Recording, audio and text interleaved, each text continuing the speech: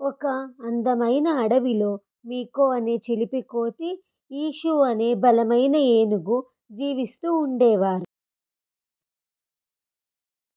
మీకో చెట్టు నుండి చెట్టుకు ఊగుతూ, పండ్లను తింటూ సమయం గడుపుతూ ఉండేవాడు. యేషు అనే ఏనుగు మాత్రం ఎప్పుడూ శాంత స్వభావంతో ఉండేవాడు. కానీ వేసవి రోజుల్లో అడవి నది ఎండిపోవడం ప్రారంభమయ్యింది. నీరు లేక జంతువులు అనారోగ్యం చెంది ఆందోళన పడ్డాయి. అప్పుడు ఒక తెలివైన పిచ్చుక అందరి జంతువులతో సమావేశం పెట్టింది.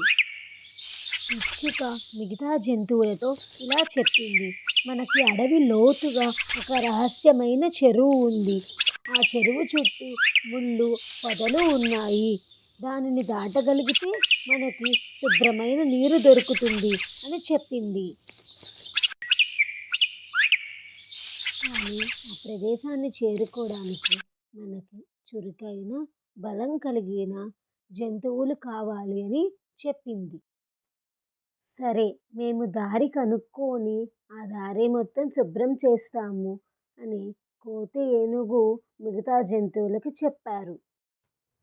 యేషు తన తొండం, దంతాలతో ముళ్ళ పొదలను తొలగిస్తూ, భారమైన దుంపలను కదిలిస్తూ దారిని సులభం చేశాడు. చాలా కష్టం తర్వాత వారు ఒక మెరిసే నీలిరంగు చెరువును చేరుకున్నారు.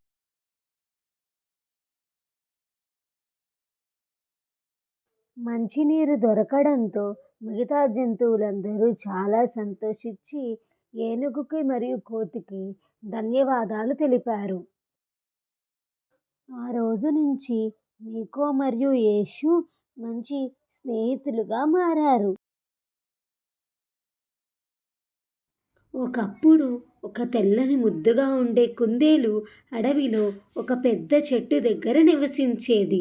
ఆ కుందేలుకు ఎగరడం అంటే చాలా ఇష్టం. ప్రతిసారి ఆకాశంలో పక్షులు స్వేచ్ఛగా ఎగురుతూ కనిపిస్తే తాను కూడా అలా ఎగరాలని ఆశపడేది. అనుకున్నట్టుగానే మరుసటి రోజు నుంచి కుందేలు చెట్టెక్కి కొమ్మల మీద నడవడం మొదలుపెట్టింది. కానీ తను ఎగరలేక బలంగా నేల మీద పడి గాయపడింది. అయినా తన ప్రయత్నాన్ని మాత్రం విడిచిపెట్టలేదు. కానీ తనకు తాను ఎగురుతున్నట్టుగా ఊహించుకొని చాలా సంతోషపడింది ఆ కుందేలు. మళ్ళీ మళ్ళీ ప్రయత్నిస్తూ ఎత్తైన కొమ్మ వరకు చేరింది. అక్కడ 2 గుడ్లగూబలు కూర్చుని ఉన్నాయి. వాటిని చూసి కుందేలు ఇలా అంది: మీరు నాకు ఎగరడం నేర్పిస్తారా అని వాటిని వేడుకుంది. గుడ్లగూబ కుందేలుతో ఇలా చెప్పింది: ప్రతి ఒక్కరికి ఒక్కొక్క ప్రత్యేకత ఉంటుంది. నువ్వు ఎగరలేవు, కానీ నీకు ఇంకొక ప్రతిభ ఉంది. నువ్వు ఎక్కువగా పరిగెత్తగలవు, దూకగలవు. మేము నీలాగా ఉండలేము. కాబట్టి నీ ప్రత్యేకతని చూసి నీవు సంతోషించు, నీ ప్రత్యేకతని నువ్వు ప్రేమించు అని చెప్పాయి. విన్న కుందేలు చాలా సంతోషపడింది. మనం ఈ కథ ద్వారా ఏం నేర్చుకున్నాము? ప్రతి ఒక్కరికి ప్రత్యేకమైన ప్రతిభ ఉంటుంది. లేని దాని గురించి బాధపడకుండా మనకున్న ప్రత్యేకత చూసి మనం సంతోషపడాలి. Subscribe my channel for more interesting Telugu stories.